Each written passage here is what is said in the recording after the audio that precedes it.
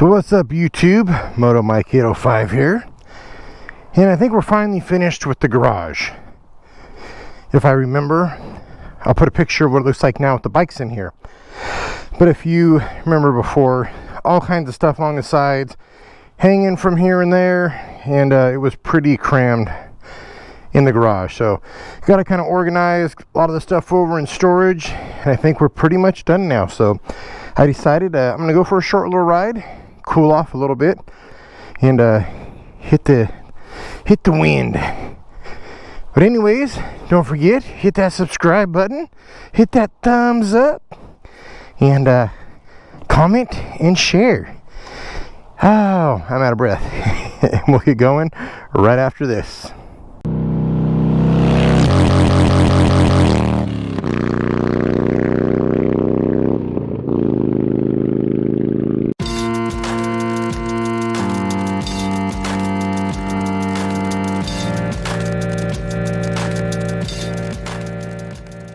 Oh, damn it.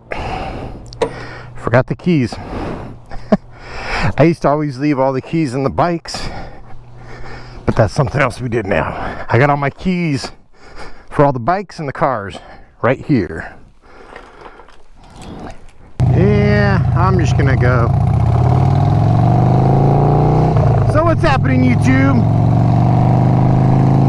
So we just got done cleaning out the garage. I think I'm pretty much done now. We've got everything over to storage. I've got a couple miscellaneous things to clean up and do here and there, and I'll get to that this weekend. It's Saturday right now, October, what is it today? October 16th, I think, 2021, or 17th? I think it's the 16th. October 16th, 2021, Saturday. It's probably about 4 in the afternoon, maybe a little later. Just decided to go out for a quick ride. Just got out of the showers, busting my butt, sweat my butt off out in that garage. Man, it a little hotter than I thought. It's actually probably mid-80s right now. But I thought we'd go out, take a short little ride, get a little breeze going and cool down, and enjoy the rest of the Saturday. I think I'm done for today. Might go back and crack a cerveza, watch some TV, and just do nothing. Maybe do some video editing, I don't know. So anyways, man, I had a ton of junk in the garage. Some of the stuff we came across from years gone by. It was pretty cool. I mean, I've had like memorabilia type stuff that I've had since I was probably in grade school. I even had old notes and letters. Crazy, all the girls back then were origami experts. Had all these little notes and stuff that were folded all crazy, like, oh, pull here, and I forgot all that. You know, there was no text messaging. It was passing notes in class. Also, just little knickknacks, other kinds of cool old pictures, stuff I forgot existed. It was kind of funny. When I was probably about 13 or 14 years old, you know, we didn't have the internet, and everyone, I mean, not everyone, a lot of people did pen pals. So there was this magazine, some teenage magazine, I forgot the name of it, but anyways, I wrote into them, and then what they would do is they would put your name and address and a photo of you in a little insert, like you would write a little paragraph about yourself, and you were trying to get people to be pen pals with. So I wrote into them. Actually, I probably wrote into them, I think it took like a year before they actually put it in there and published it, because I had forgotten all about submitting my picture with the little thing. And evidently it was a really popular magazine at the time.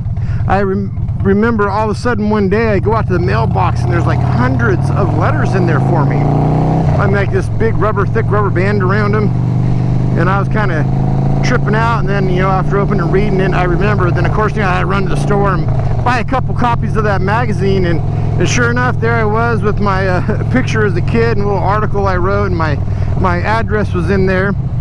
No outlet. Let's go this way. Little sketchy, you know, think about giving someone your address these days.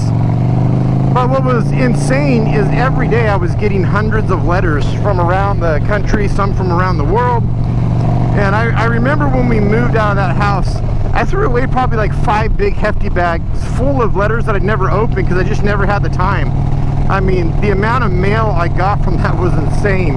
The postman, like the 3rd or 4th day, came up. I was out, Mom or Dad was outside and wanted to know if a movie star lived there. Still the mail we were getting. But I still had a bunch of those letters in there, the ones that I did correspond with. There was no way possible to write all of them back. I probably picked through and maybe 20 or so people I wrote back and forth with for a while, but I think it's good if you have 1 or 2 pen pals, you know, back then, but that took a lot of time to keep up with more than a few. But that was kind of cool coming across those old letters and stuff in there.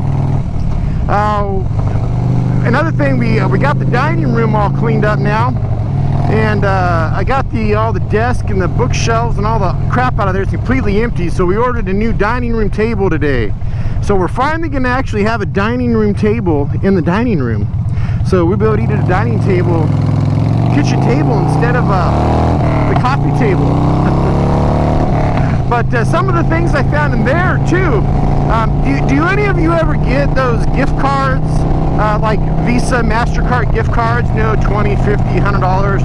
And it never fails. You get down to maybe $5 or under, then it just kind of sits there. You can't really use it unless you specifically find something, or you want to be a pain and say, hey, can you only charge $2.37 on this card and then $1.50 on this one? So they all kind of sit there. Anyways, I found 7 of these cards over the past like 3 years that whenever they would get like under $5, I would take them out of my wallet and I would just throw them in the drawer. And I sat there and I called the number on the back of all of them, and it added up to over $30 for these 7 cards, all of them with like less than $5 left on them. It's like, well, this kind of sucks. That's, you know, it's just a waste, because it's kind of a pain to go out and use them. I mean, I guess I could go get like a soda or something, but then it dawned on me, maybe some of you already do this, but I'm like, hey, I wonder if I can go to Amazon and buy an e-gift card, an electronic gift card for any amount. And sure enough, you could. So I went to Amazon and I bought 7 electronic gift cards, sent them to myself, and then added them to my Amazon gift card balance. And then I ended up with like $31.25 or something in gift card credit on Amazon. So there's a little pro tip. If you got a bunch of those old credit cards, gift credit cards laying around, take them and you can go to Amazon and e-gift card yourself the balances to make one big balance on Amazon. That's if you use Amazon. There might be other places where you can buy specific gift card amounts. At least with Amazon, there's no fee. You know, with those other ones, like the credit card ones, I think they charge you like $5 for, like, if you get a $50 Visa gift card, I think they charge you like $5 transaction fee for those. But Amazon, they don't charge you anything, so you can utilize the remaining balance of all those little gift cards on Amazon. Oh, so we got the storage unit we got was 5 feet by 10 feet by like 8 feet high, and we pretty much filled it up. It's packed. There ain't no room left over in there for anything else. But we emptied out that closet in my son's room. We got the garage all cleaned out. The bikes, it's a lot easier to get the bikes in and out now. Before, like with the Grom, I'd have to go back and forth like 5 times to get it just right where it wasn't leaning against the Sportster. Now there's lots of room in there. I got all my motorcycle stuff out in the garage. We put I had some shelving out there. My helmets fit on perfectly and all that. I got my gloves. So it's all good. All done. And like I said, it's Saturday now, which I was hoping to have more time to go ride, but I haven't had really any time except for a few quick short rides.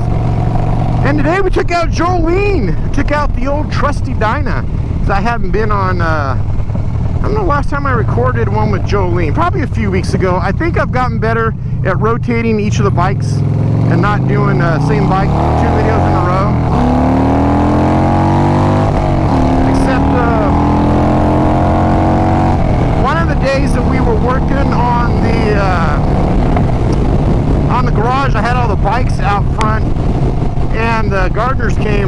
blowing the leaves, and now all the bikes are like completely dusty. I need to wash all of them.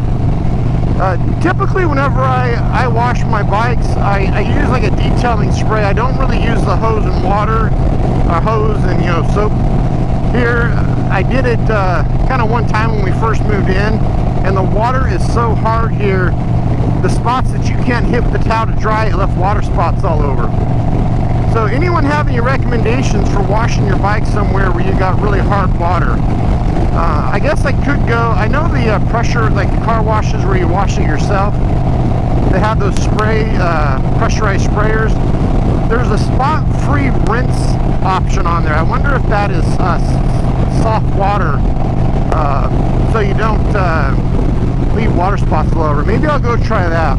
When we got back from the beach, I wanted to wash down the Grom really well because we were out in that salt water. So that we did. I used soap and water and the hose and rinsed it off really well. And some of the spots you can tell that we missed, it's got the hard water spots now on there. So any recommendations you have, let me know for dealing with hard water and trying to wash your bikes.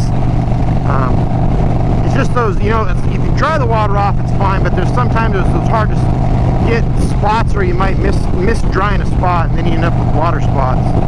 So I'd say usually I use a bunch of that detail spray, which probably isn't the best thing, especially if you got dirt on there. You might end up scratching your paint by spraying that and trying to wipe it off. Well, that was it. This was going to be a really short one today. Like I said, I just wanted to get out, go for a quick ride, give you an update. Hopefully we'll be back to our regularly scheduled rides here soon, and I'll get out and see a little more of the area and not just cruising around a Atascadero here. I think my last 3 videos have been in Atascadero or not too far out of Atascadero. Actually, I think they've all been in Atascadero. I don't think I've gone outside of Atascadero. Have I? Don't know. Come on, cars. No, another thing, my subs have seemed to stall. I don't know what happened. For the last 2 or 3 weeks, I'm staying right at 545 subscribers, which is kind of weird. I'll gain a subscriber, and then by the end of the day, I'll lose a subscriber. I'll gain 2, and by the end of the day, I'll lose 2. I was averaging, you know, months ago, I was averaging about a subscriber a day. And then the last few months, until a few weeks ago, I was averaging almost 2 a day, maybe a little more than 2 a day. And it's all of a sudden like a light switch. It just like stopped. I'm just sitting at 545, and every day I'll get a notice, or I'll go in there and I will be up 1 or 2, like 546. I think I was up to 549 once. But by that evening, whatever amount I gained, I've lost. It's really weird. So I'm just hovering at 545 subscribers now. Maybe I broke the algorithm. I did something that's maybe my content's just super boring. Actually, it probably has been the past few weeks, because I haven't really gone on any good rides. I mean, look, we're cruising through Atascadero right now. Alright, well, I'm going to get out of here, YouTube. Please make sure you hit that subscribe button. Hit that thumbs up, not the thumbs down. Did I say hit the subscribe button? Yeah, I did. Comment and share. And remember, ride like everyone's a hired assassin trying to kill you. Stay safe out there, YouTube. Peace.